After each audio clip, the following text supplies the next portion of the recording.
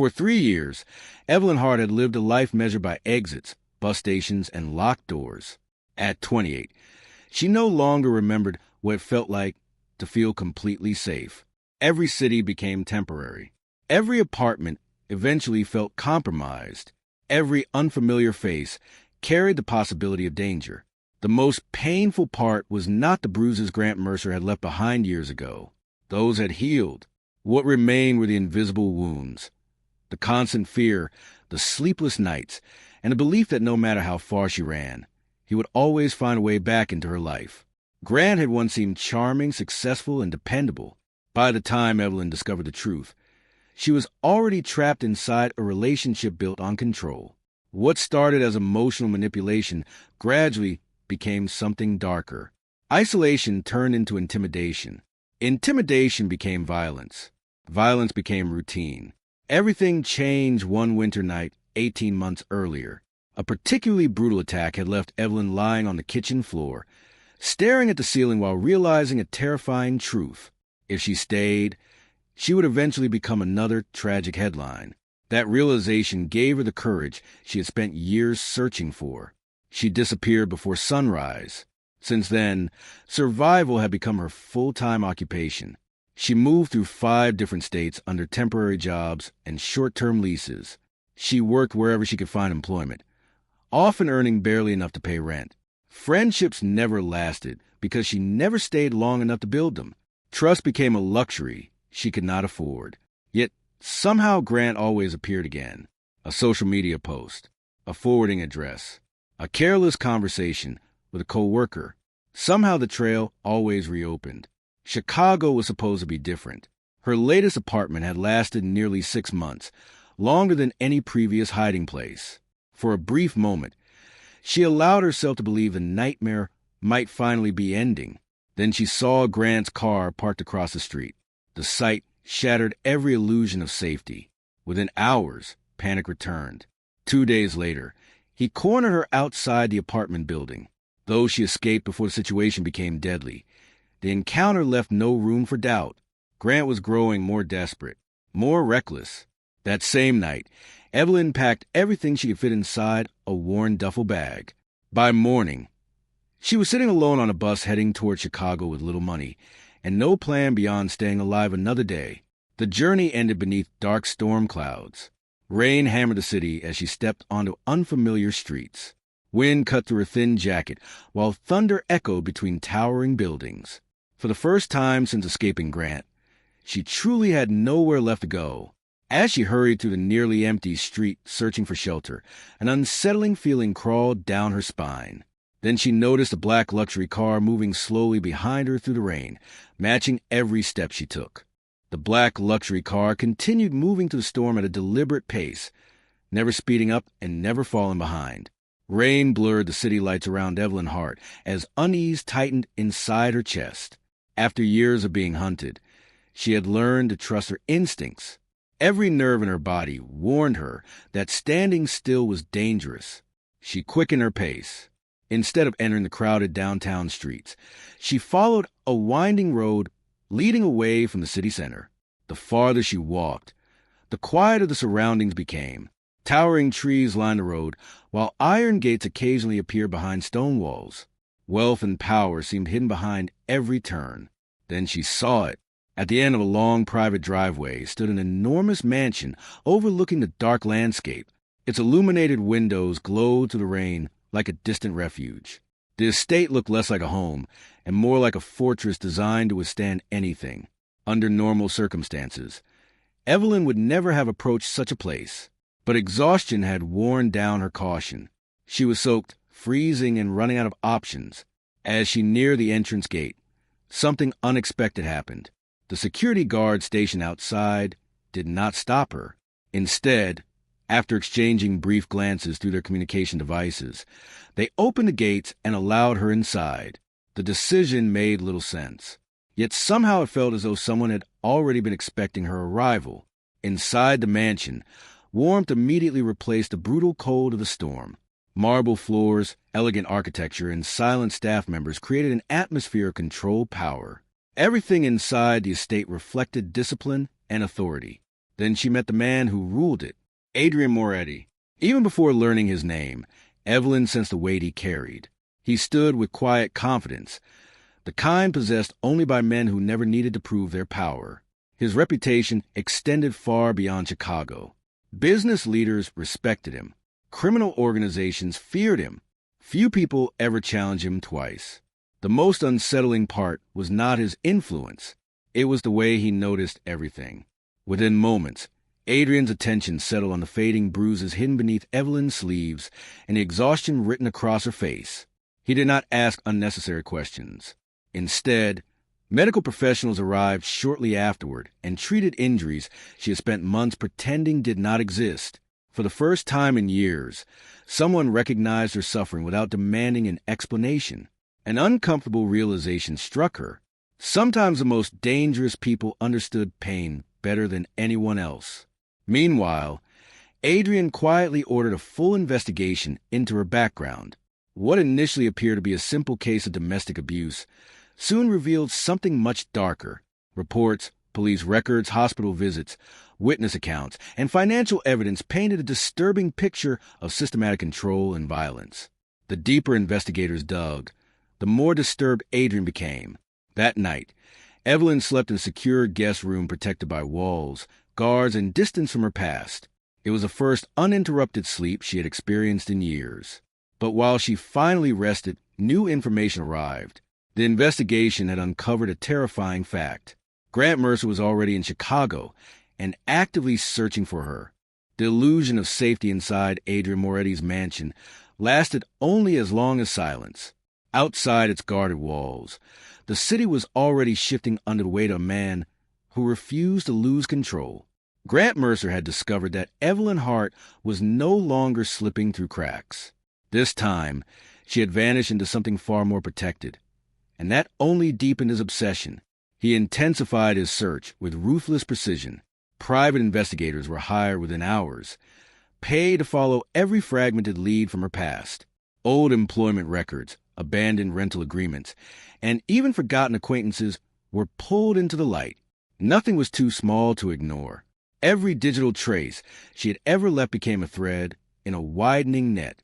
Social media history, though carefully erased, still left faint echoes. A tagged photograph from years ago, a shared location buried in metadata, a careless interaction that had survived deletion. Piece by piece, Grant rebuilt her trail. Inside the mansion, Evelyn began to feel the weight of memory returning in violent fragments. Certain sounds triggered panic she could not explain. Sudden footsteps caused her breath to shorten. Even moments of quiet safety felt unfamiliar, as though peace itself had become suspicious.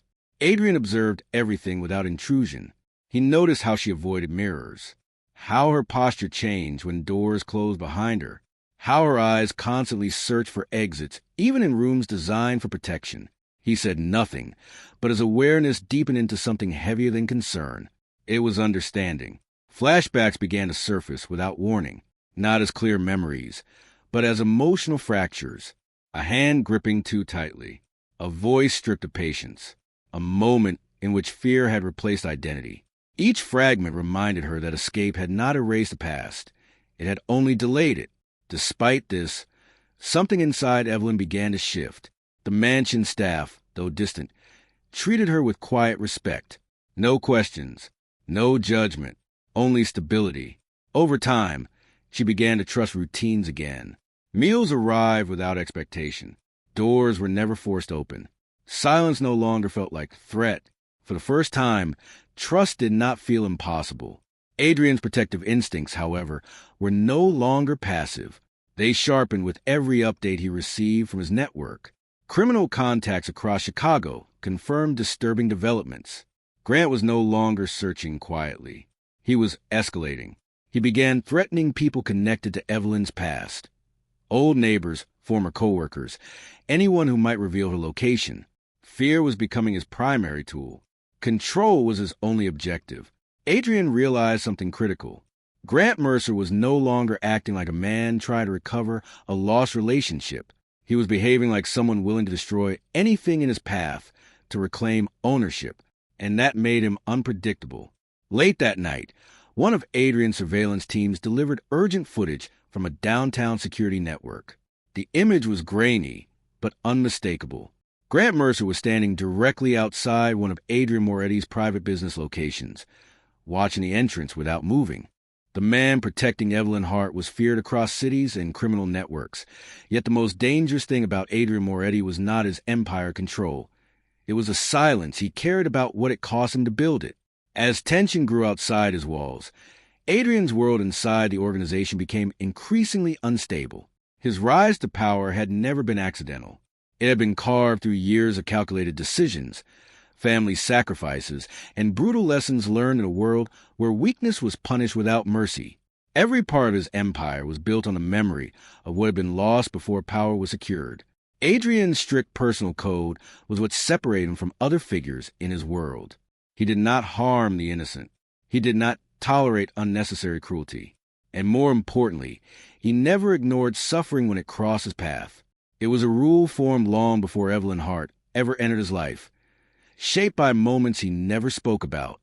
Within the organization, not everyone agreed with his direction. Internal politics began to shift as rivals noticed a change in his priorities. Meetings that once focused strictly on territory and profit now included quiet discussions about an unknown woman staying inside his private residence. Questions spread through the ranks.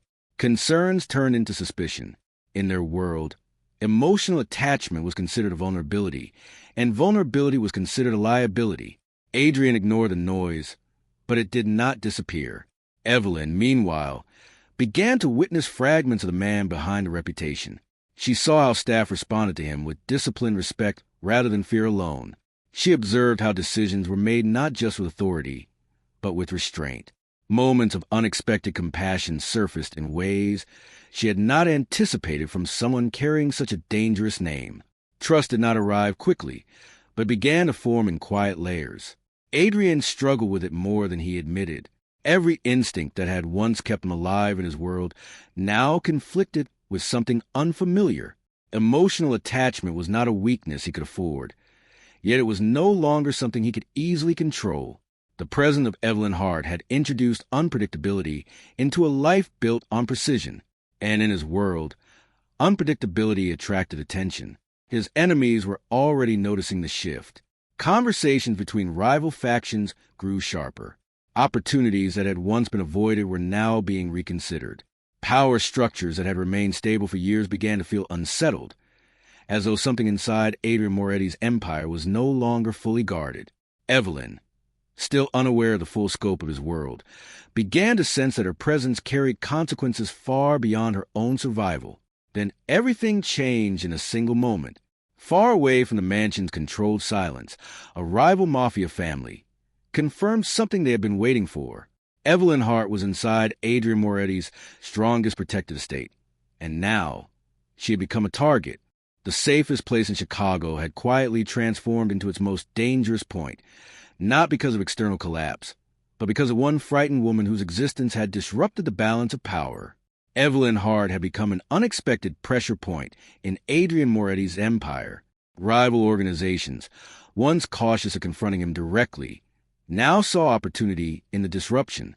Intelligence networks shifted focus toward the mansion.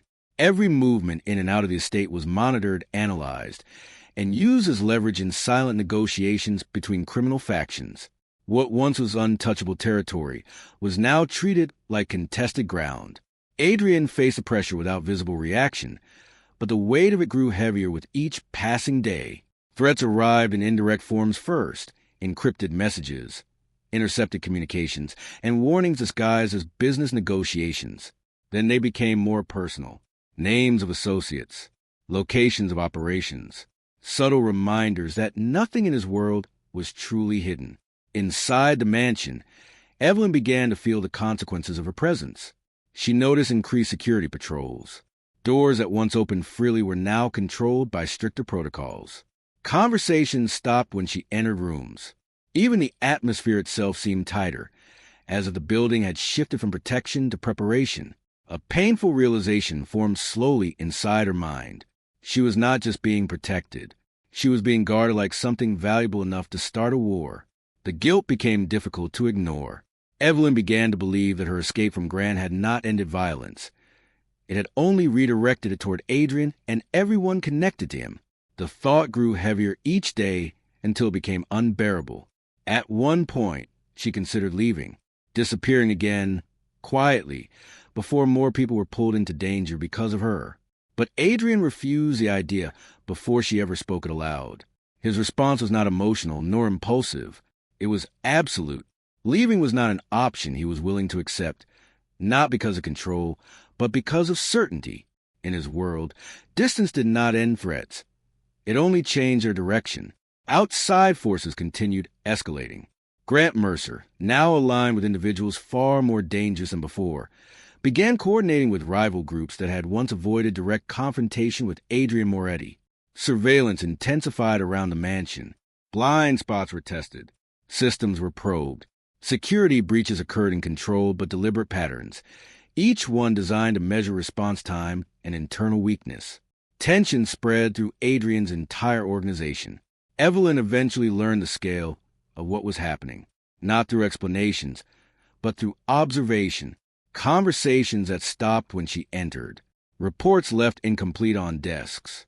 The visible strain in even the most disciplined members of Adrian's inner circle. What she understood was simple and terrifying. Her survival had become a cost others were paying. And yet, despite everything, Adrian did not distance himself. If anything, his presence near her became more constant, as if refusing to allow fear or guilt to isolate her completely. The emotional distance between them began to collapse in subtle ways neither of them fully acknowledged. Then, during a scheduled public appearance in downtown Chicago, the situation escalated beyond control. A single shot broke the illusion of stability. A sniper had targeted Adrian Moretti in broad daylight. One abusive man driven by obsession and control had unknowingly triggered something far larger than his own broken intentions. A war forming between criminal empires that had once maintained a fragile balance of silence and fear. Adrian Moretti survived the sniper attack, but survival did not restore peace. It only confirmed that the conflict had crossed a threshold. The attempt on his life was not random. It was coordinated, calculated, and deeply connected to forces that had been circling his empire since Evelyn Hart entered his world. The investigation that followed revealed connections no one inside his organization expected. Fragments of communication traced back through encrypted channels. Financial transfers disguised through layered accounts. And, most dangerously, overlapping networks that tied multiple rival factions to a single coordinated objective. At the center of it all, Grant Mercer's name appeared again and again, not as an isolated threat, but as a catalyst being used by others who understood how to weaponize obsession. His involvement was no longer questionable. It was undeniable. Rival factions that had once avoided direct confrontation with Adrian now began choosing sides. Some aligned out of fear, others out of opportunity, and a few simply because the stability of the old order had already collapsed. What had once been controlled territory across Chicago started fracturing into unstable zones of influence. Violence spread quietly at first, then with increasing frequency. Supply routes were disrupted. Trusted contacts disappeared without explanation. Small-scale retaliations escalated into targeted strikes. Every action created a reaction, and every reaction pushed the city closer to open conflict between powers that had once avoided full-scale war. Inside the mansion, Evelyn Hart felt the weight of it all more than anyone. The guilt she carried deepened into something heavier than fear. She began to understand that her escape from Grant had not ended the cycle of violence. It had expanded it. Every attack, every retaliation, every death being discussed in silence was now indirectly tied to her existence. Yet Adrian refused to step back. Retreat was never part of his decisions. Not in business, not in power, and not in this war. If anything, the attack had sharpened his resolve. He moved with colder precision, eliminating uncertainty from every layer of his organization while preparing for a confrontation that now felt inevitable. But beneath the surface of loyalty and control, hidden fractures began to emerge. Trust inside his circle was no longer absolute. Allies who had stood beside him for years were now questioned in silence. Movements were tracked. Decisions were reevaluated. Every conversation carried the possibility of betrayal. Evelyn, watching everything unfold, eventually discovered something critical. A series of intercepted communications pointed to a coordinated extraction plan, one designed not just to target Adrian, but to isolate her completely before the final strike. And every trace of that plan led to one conclusion. The war was never about territory. It was about her. Before she could fully process the truth, security systems across the mansion were overridden in a coordinated breach. And in the chaos that followed, Grant Mercer succeeded in doing the one thing no one had been able to prevent. He took Evelyn Hart from what should have been the safest place in Chicago.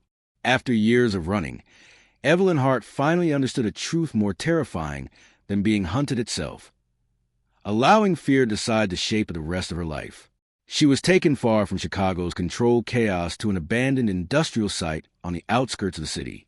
The building stood like a dead monument to forgotten labor, its rusted metal frames and broken windows swallowing sound and light. Inside, the air was heavy with dust and silence, as if time itself had stopped moving there. Grant Mercer no longer hid behind charm or restraint. For the first time, his obsession was fully exposed without filters. Every action he took, every decision he made, revolved around one belief: that Evelyn belonged within his reach, regardless of her will. What once appeared as love twisted into control had now decayed into something far more unstable. He attempted psychological manipulation first. He spoke through fear rather than reason, trying to reshape her memories into doubt, trying to convince her that escape had only made things worse. But something inside Evelyn had changed long before this moment. The years of running, surviving, and rebuilding had slowly transformed her from someone who escaped into someone who endured. And now, she no longer reacted the same way. Fear still existed, but it no longer controlled her decisions. For the first time, she refused to submit. Grant's instability grew with every rejection of his control. The more she resisted, the more fractured his behavior became, as the reality itself was collapsing under the weight of his obsession. His need to reclaim power turned increasingly desperate, revealing a man who could no longer distinguish between possession and destruction. Outside the warehouse, Adrian Moretti initiated a full-scale response. A citywide search was launched within minutes. Surveillance networks were activated across multiple jurisdictions. Criminal contacts, once fragmented by fear and rivalry, were forced into uneasy cooperation under the urgency of Evelyn's disappearance. Every faction understood the same thing. This was no longer a personal conflict. It had become a breaking point. Time was now the most dangerous enemy. Inside the industrial site, Evelyn began to notice cracks in Grant's control. His certainty was eroding, replaced by unpredictable bursts of anger and desperation. Yet within that chaos, she discovered something unexpected inside herself, a quiet but steady strength that no longer depended on escape. Adrian was coming. She did not know how, but she knew it with certainty. Every passing moment tightened the distance between rescue and destruction. The world outside the warehouse was converging toward a single point where choices would no longer be reversible. Grant realized it too. His final decision came not from logic, but from collapse. As footsteps approached from outside and tension reached its peak, everything inside the warehouse froze into silence. Then, a gunshot shattered the air moments before Adrian Moretti reached Evelyn Hart. The woman who arrived in Adrian Moretti's world broken, exhausted, and constantly looking over her shoulder slowly discovered a truth she had never been allowed to understand before. Safety was not defined by walls, distance, or hiding places, but by the people willing to stand between her and the darkness. The confrontation at the warehouse marked the end of Grant Mercer's control. When the chaos finally settled, his downfall was no longer a matter of speculation, but consequence. The structure of his obsession collapsed under the weight of everything he had built on fear, manipulation, and violence. What remained of his influence was quickly dismantled as investigations expanded beyond him, exposing the wider network that had enabled his actions for years. Law enforcement pressure, combined with internal criminal fractures, created a chain reaction across multiple organizations. Rival threats that had once moved cautiously around Adrian Moretti's empire were now systematically removed or forced into retreat. The fragile balance of power that had fueled the conflict no longer existed. Silence returned to Chicago, but but it was no longer the same kind of silence that preceded danger. Inside Adrian's mansion, Evelyn Hart began the slow process of healing. Not all wounds were visible. Some remained embedded in memory, resurfacing in moments of quiet or uncertainty. Yet for the first time, those memories no longer dictated her present. The constant anticipation of danger began to fade, replaced by something unfamiliar but steady. Stability. Adrian, too, changed in ways that were not immediately visible to those around him. The war had forced him to confront decisions that extended beyond power and survival. For the first time in years, he began reevaluating not just his empire, but the cost of maintaining it. His connection with Evelyn no longer existed in the space between protection and obligation. It evolved naturally, shaped by shared silence, understanding in the absence of fear. Trust replaced hesitation in small but meaningful ways, not through declarations, but through consistency. As time passed, the mansion no longer felt like a fortress under siege. It became something different, an environment where Evelyn could exist without constantly preparing to disappear again. New opportunities began to surface quietly. Conversations about the future replaced discussions about threats. Decisions were no longer centered on survival, but on possibility. For Evelyn Hart, closure did not arrive as a single moment. It unfolded gradually, through days that no longer ended in fear and nights that no longer demanded vigilance. The life she once thought was permanently defined by escape began to shift towards something she had long stopped believing in: peace. And in that quiet transformation, she realized something she had never been allowed to accept before. She was no longer surviving. She was living. Evelyn Hart no longer spent her life looking over her shoulder. For the first time in years, she began looking forward instead.